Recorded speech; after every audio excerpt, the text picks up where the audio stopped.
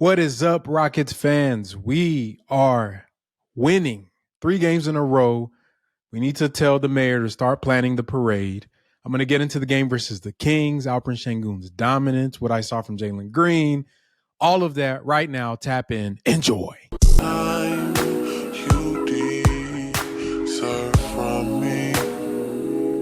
This is something I know.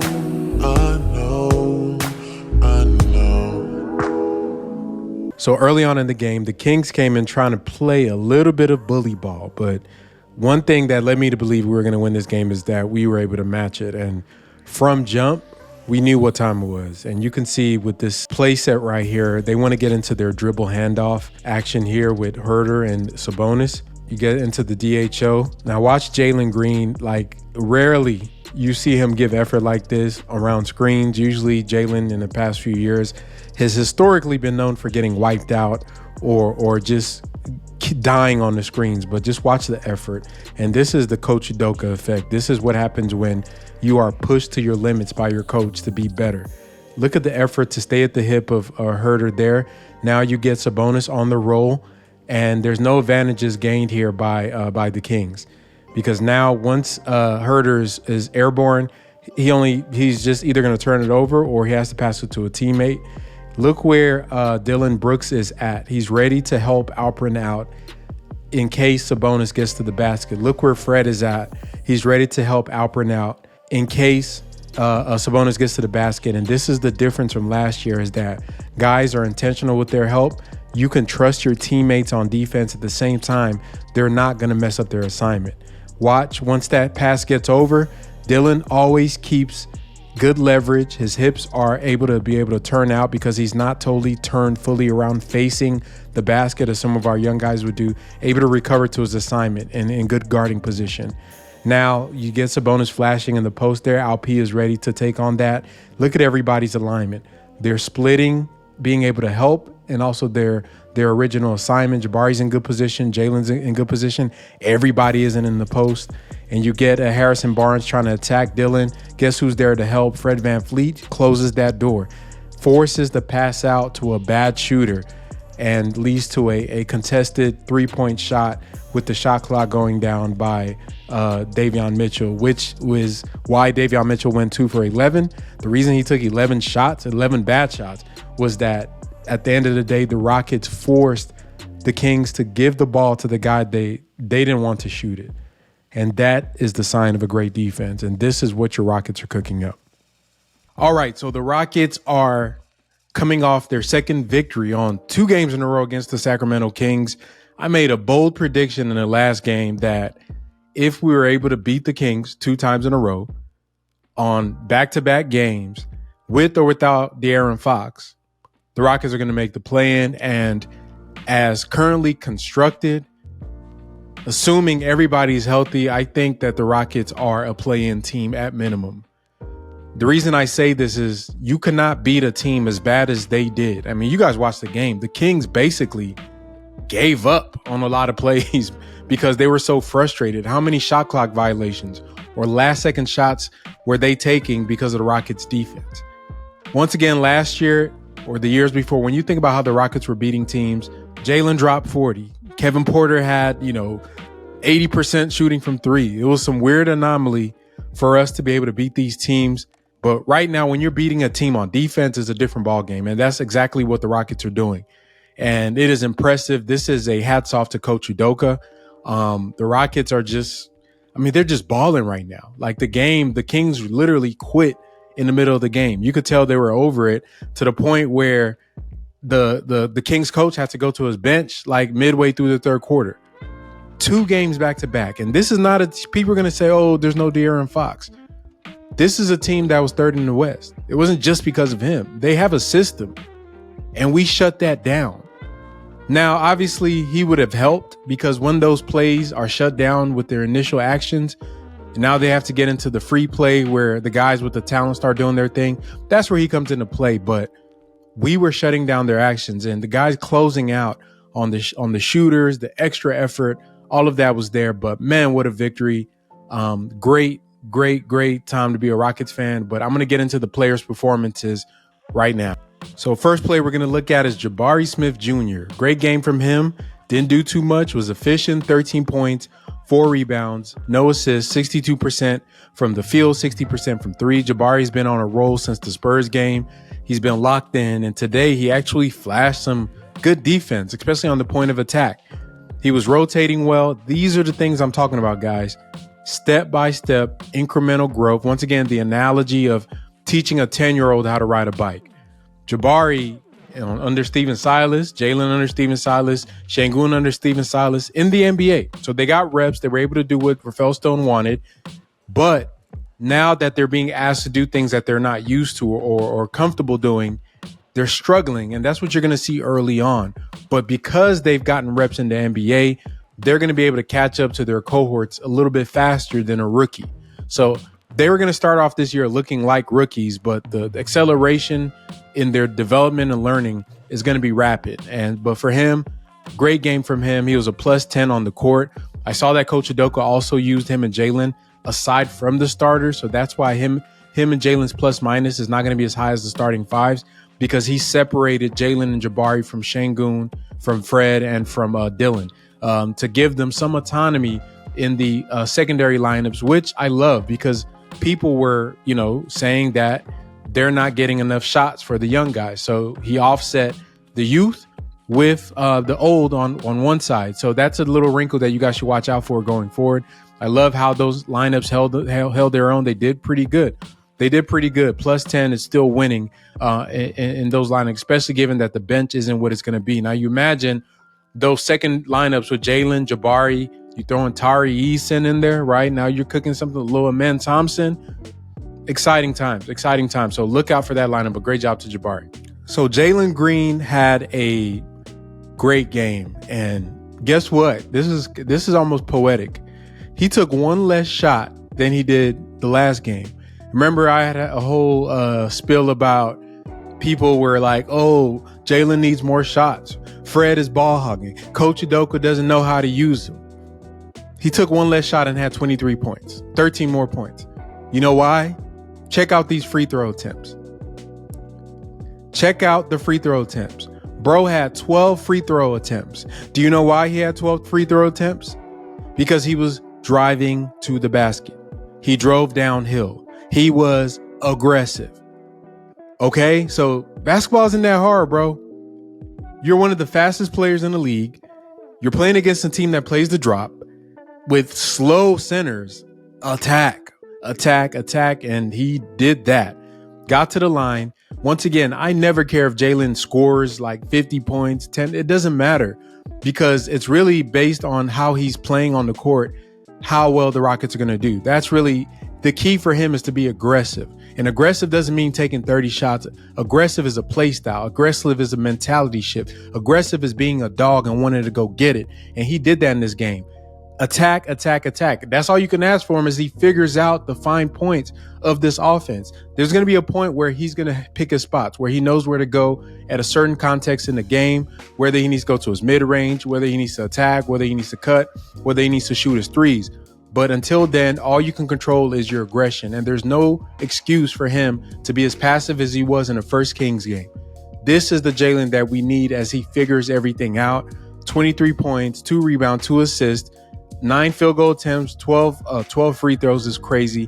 55% from the on the court, 60% from three, +13. Gotta love it, man. So he got to keep that up. I want him to play like this every single game. It's mental for him at this point. There's nothing physical stopping him from doing this. And anybody that thinks that is because of any other person but Jaylen Green, you just don't know hoops. Fred VanVleet had a quiet game, only 11 points, 5 assists, 4 rebounds on 8 shots. That's way lower than the 22, but he didn't need to take 22 shots because everybody was cooking. And that's the thing about a floor general that you have to respect. Once again, Fred, obviously to me, the only fault I have with his playing right now is his inside game. Like, he takes too many bad layups, but his outside shots I love. I want him to shoot more mid-range shots, like steal a page from Chris Paul's book, getting to that midi and hitting those mid-range jumpers. For a small guard, that's really where he has to live, in that in-between land, trying to get to the basket and do those double scoop layups. is never going to get it. But he was a plus 34 in this game, controlled the game. Him and Alp were controlling the game.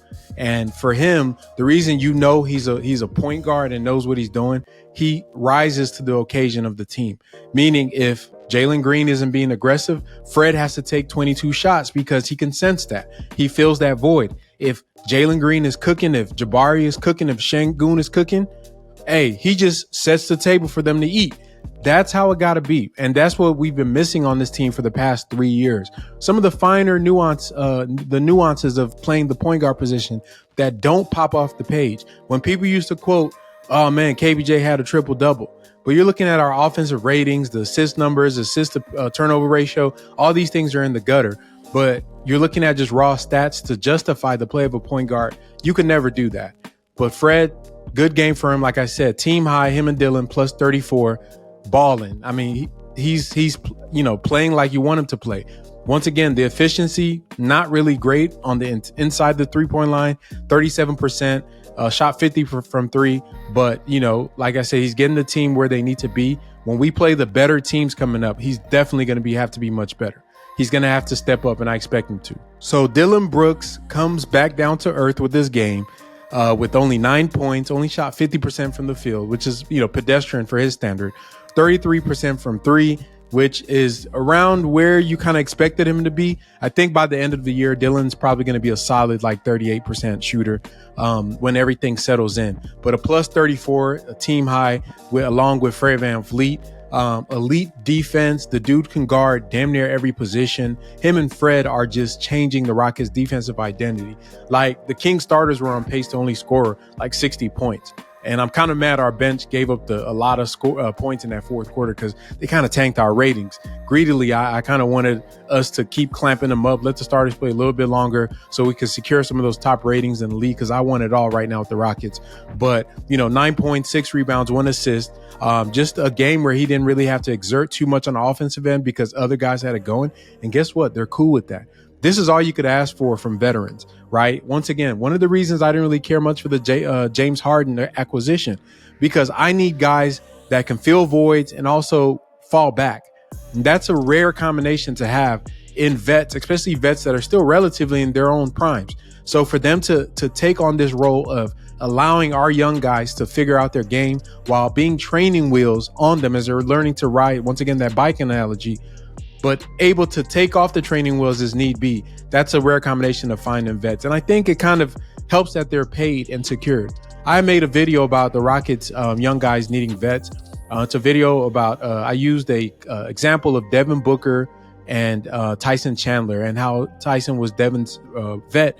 And they talk about multiple things. But one of the things that a good vet really provides for a young guy is just learning how to be a pro.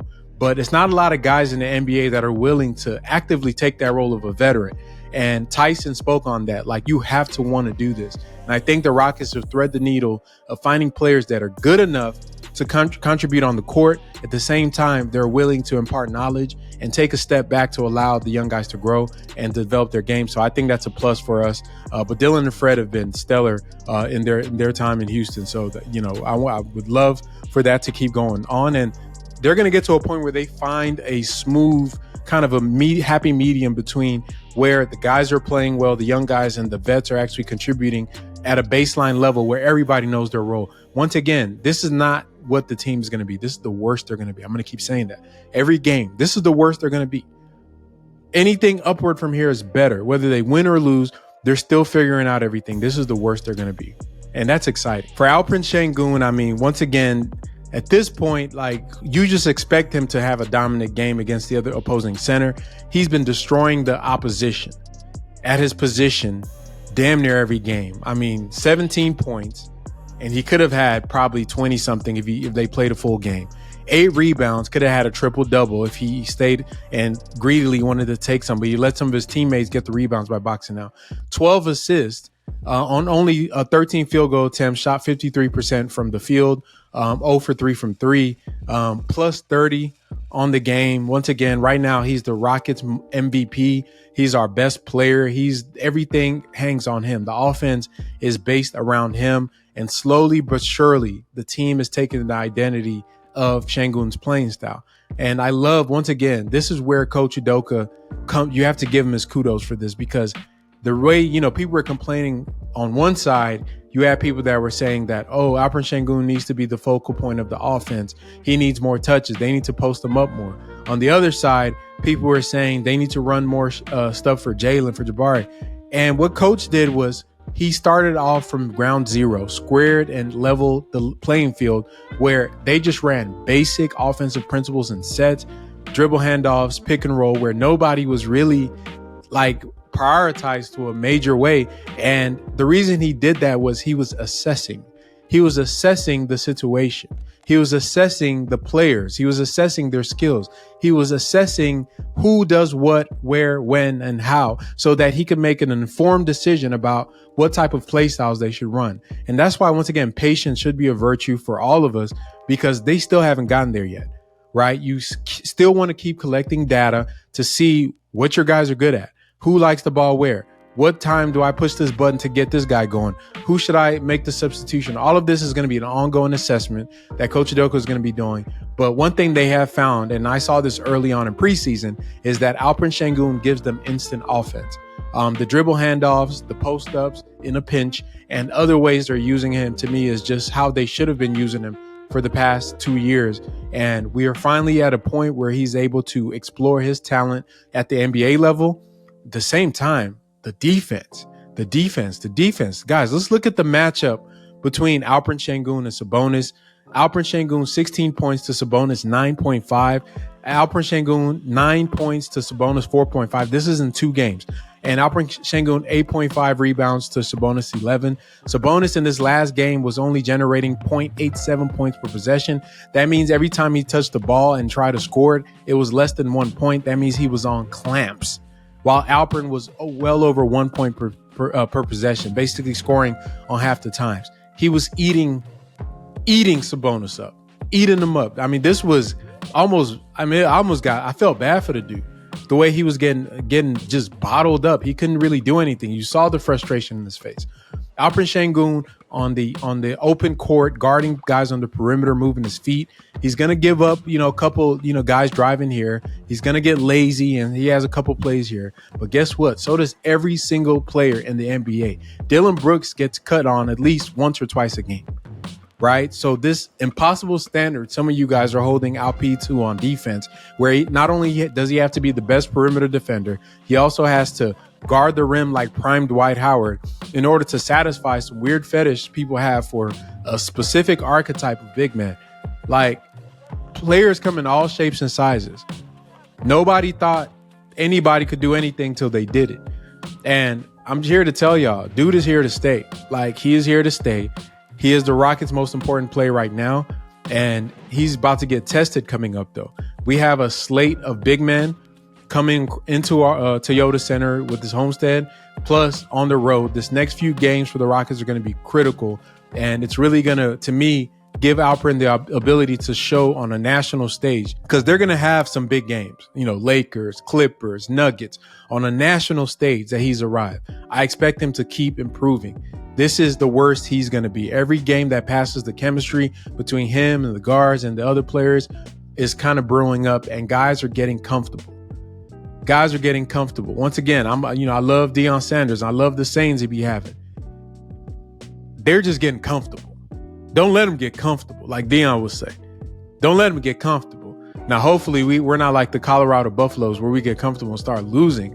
But, I think that, once again, this is just the beginning of it. You got to give them a lot of time to get adjusted. And last but not least, we got to talk about Coach Udoka. And I mean, if there has been a blessing to this franchise, it's the fact that they were able to hire this man as the coach. I keep saying it. The biggest thing they did this offseason was not Fred, was not Dillon, was not drafting Amen Thompson or Cam Whitmore. The biggest change the Rockets made, and the most impactful change the Rockets made, is hiring Coach Udoka, because Coach Udoka transcends everything in that franchise. He transcends not just coaching, but he transcends to every aspect of the franchise. He's impacting player development. He's impacting the on-court product. He's impacting front office decisions. This is more than any single player could have done for the Rockets. And I want to point out a chart. This is from after this game the second game against the Kings. I went to Synergy and I looked at our play type ratings for our defense, right? Looking at these play type ratings, I want you guys to just look at this. Look at this beautiful. Look at this. I've never, ever in the past 3 years seen anything look close to like this for the Houston Rockets in any stretch of games, whether it's 1 game, 2 games, 3 games. Look at this. Pick and roll, man. Excellent. Post ups, very good. Transition, very good. Isolation, very good. Handoffs, good. Pick and roll ball handler, average. Spot ups, average. And the only thing that we are below average on are offensive rebounds, which Tari Eason and Amen Thompson are going to help. Coming off of screens, which Jabari and Jaylen are going to get better at as they learn to not overhelp and recover. Cuts, which everybody needs to work on, and just random stuff, whatever miscellaneous plays is. But all the stuff that matters, and especially that pick and roll man and that pick and roll ball handler, which we were both poor in last year, is up to excellent and very good. This is the Udoka effect. Look at our rankings. We're in the 97th percentile in pick and roll. Alperen Sengun is guarding his ass off. He is guarding his ass off in the post. Look at the post ups. Very good. Transition. That is a team thing. Isolation. Guys are clamping. This is real deal. And you got to give the kudos to Coach Udoka. It is a renaissance in Houston right now for Houston sports, given what CJ Stroud just did with the Houston Texans. The Astros are coming off another playoff berth.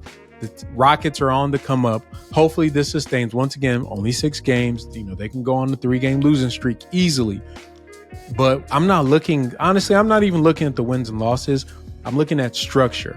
I'm looking at defensive effort, things that are scalable to when you add better players, when guys are healthy, to when guys get chemistry. Because once you do that, then you can see a team improve steadily as their communication gets better. This is when you want to look for, not shooting charts and all this stuff about, guys true shooting. That's all good to know. But at the end of the day, is it real? Is it scalable? And what the Rockets are doing is real deal. This is real stuff. So, you know what I mean? Like I said, my prediction, I think the Rockets are going to make the play-in. I'm there. I think the Rockets are going to make the play-in. And I think that, that's the minimum. And depending on what Jaylen and Jabari want to do, and if Fred can improve a little bit, if Tari comes back to form, if Amen Thompson takes a leap this year, maybe more. But I think they can make the playoffs. And this is as built.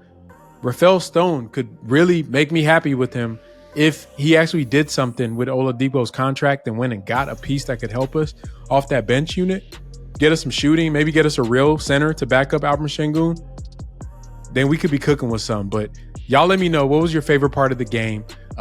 This was an exciting game. We got the Lakers coming up. Oh, yeah, that's going to be a good one. But keep rocking with the Chop Shop. Hold on. If you're still listening to this podcast at this point, make sure you hit the like button. Hit the like button. If you like the content, hit the like button. Subscribe if you're new to the channel.